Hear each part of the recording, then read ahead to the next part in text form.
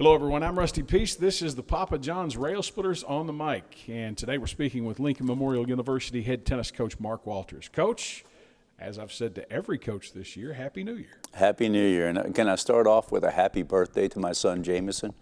He's headed down here this next year, and I'm excited to have him coming, but I never thought I'd see him be 18 years old. So congrats, Jay. You made it that far.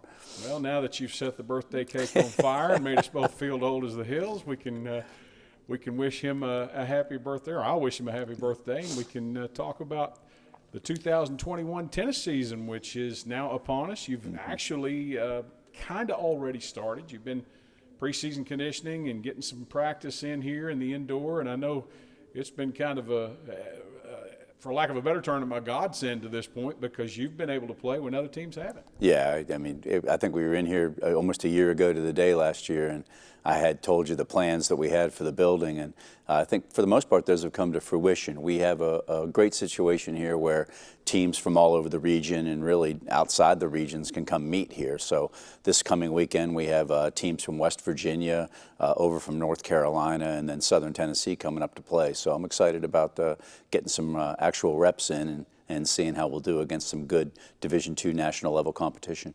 Now, because of NCAA guidelines, we can't really go into detail about some stuff that you've had going on this spring, but you've had the opportunity to take the court a couple of times, and at least your men have and your women, and they've done fairly well.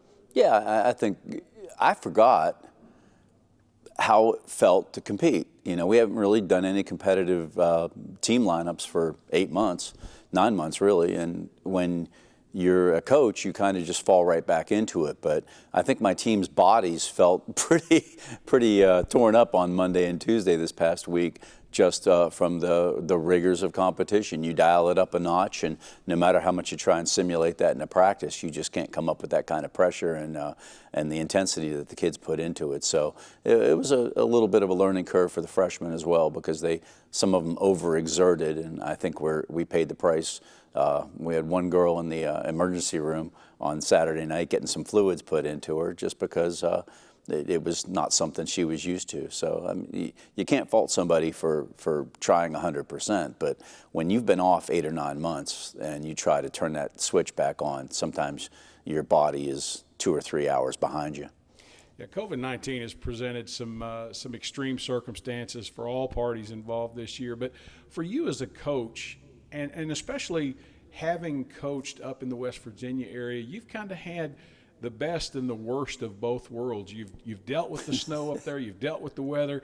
You come a little bit further south, you still have the weather, you still have some snow, but now you've got the indoor facility, so it works out in your favor. Well, we're very grateful. I mean, we're going to be in the mid-50s today outside, so what we'll do is we'll come in here and we'll drill, get a really good hour in as a team, work on some doubles, and obviously with the number of courts that we have, we can get some really quality reps in for everybody on the roster.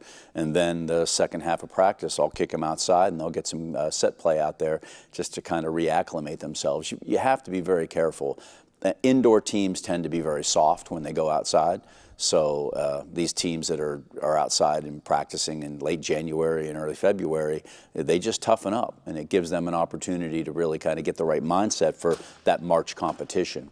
So when you get right down to it, I think our team has to remind themselves from time to time how to be tough and be a little bit more thick-skinned, especially when it comes to the weather. Speaking of strength, the last time we spoke, you were talking about the return of a lot of players from a year ago because they didn't lose a year of eligibility. Mm-hmm. You did lose some, I would say, to graduation or the fact that they moved on with their lives because of having graduated. But all in all, you've got a pretty solid foundation returning for both men and women. Anytime you return 4 or 5 starters, you're not complaining too much. I think rebuilding and reloading are two different things, and a rebuild is when you lose experience and depth, and I think on our team really all we lost was a little bit of depth. The 2 players that graduated were both kind of hard to replace academically and athletically, but when you only lose 2, especially after a year like that, so many programs have been decimated with kids that just didn't return return, players that didn't feel comfortable putting themselves out there and opted out. So we're very fortunate that we had such a high retention rate with our programs, and I really lucked out with a couple of fifth-year kids that have told me they want to stay here and get their degree. I don't know that those kids would have stayed a year. If you asked them before I got here if they would have stayed that extra year, I think they might have been ready to say they were on the way out. But I think the energy was great last season, and the results they got early on kind of spurred a new desire for them to play. And I'm very happy and grateful that they decided to come back. I know that I haven't had the opportunity to sit down with any of your men's players, but a couple of your women's players I see pretty regularly at the basketball games. In fact, a couple of them are on our crew and for our broadcast. And I know that it's been about 2 weeks ago you were having some qualifying, and I think the strength right now, Julia Vols took, I think, the top spot if she's not playing number one for you, I believe. Yeah, we have Julia's been in and around the top spots since she's gotten here. Between her, Anka Delise, and Chrissy Vogel, those are three girls that can play with just about anybody we line up with. We're never going to blow anybody out of here, but we're going to fight you tooth and nail for about 3 hours. I can't say enough good things about Anka as a fifth-year starter. When you bring back an old lady like that, you wonder how they're going to hold up physically, but she's been carrying the torch for the rest of the team, as has Julia. Chrissy's match in her exhibition this past weekend, she had a 3-hour, three-set match against a girl that I was ready to stop the thing midway through the second set because I just didn't feel like it was good for us to have that kind of wear and tear on her this early in the year. If you remember, she played 5 and 6 last year because of a knee recovery after a surgery. So, yeah, I do actually try and take care of the players sometimes. But I also think if I walked up and told her we were going to quit, she would smash a racket over my head. So I let her finish it out, and true to form, she pulled out a win. And for her to beat girls that have a whole point higher UTR and high experience playing in the top of the lineup, I know that she can play with anybody. So I'm very grateful to have that kind of leadership right now. You may still get that racket over the head after calling one of your players an old woman. How about the men? Let's talk about them for just a minute. And where does the strength lie, and where do they need to work on? What do they need to work on? I would say we're an experienced group with some senior leadership. But honestly, I think I only had 6 months with the guys last year before we shut it down. And then this fall was, kind of hit or miss with the COVID. So we really haven't had the quality repetitions over a 2-year window that you think that we normally would. So we're still kind of young. Having doubles teams play the way I prefer, aggressively and, with set plays, I think that's something that has to come through repetition. And the more of those we'll get, the better we'll be. But Jake Tookman, again, as a fifth-year guy, he's just been kind of a nail in the coffin for every match that we've had. When I need somebody to be out there and clinching something for us, we know that we can look down the court and count on Jake.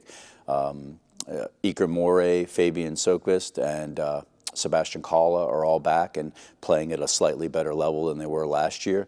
I think the experience is taken over, and some of the pressure that maybe they felt on themselves last year playing for me as a new coach is gone. So I like to see it when they replace it with smarts and educated strategy rather than just sheer testosterone. And then I'm really happy with the freshman group that we brought in. We brought in large numbers and kind of threw a wide net over everybody with opportunity and said, the spots are here, go earn them. And we've had several kids step up and play at a level that I think will be competitive in the SAC. Well, anytime you're talking about the South Atlantic Conference, and in particular the Southeast region, you're talking about stiff competition. And right now the schedule is kind of playing in your favor because of the time of year it is. You're getting a lot of those matches at home. A lot of teams are eager to come and play in. Yeah. Nobody knows this facility better than you and your teams. Yeah, I invited some old friends to come visit us this year. I've got a couple of teams coming south this particular weekend. Louis Belt's got a top 30 level national men's team at Bluefield State, and his women are going to be ranked regionally there this year. And then Alec Foote is a new coach at the University of Charleston for their women's team, who's been in the top 50 the last 2 years and a conference champion up there. Both of those teams made the Sweet 16 in the national tournament. So that level of competition for our team is going to be great as a measuring stick and kind of give them an idea early on that we're not going to play the 9-0 wins every weekend. Really there's not a match on our schedule that I can look at and say, go ahead and pencil in a W. We're going to have to fight and scratch and claw for all of them. I think COVID permitting, the entire month of February is at home, with the exception of one short match down to at Cleveland, Tennessee against Lee University. So you've definitely got that in store for you and working for you.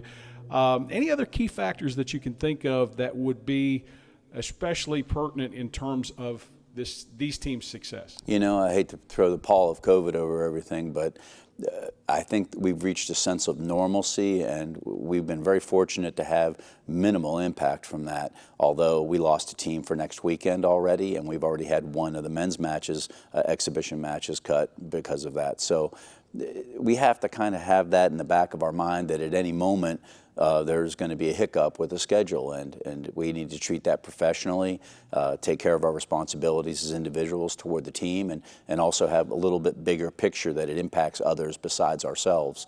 If we mind our P's and Q's that way, I don't see any reason why we can't get this whole month in. And if we can get 10 or 11 matches in on both sides where everybody else is hoping to play one or two, I think that's really going to set the table for us when we come into conference play.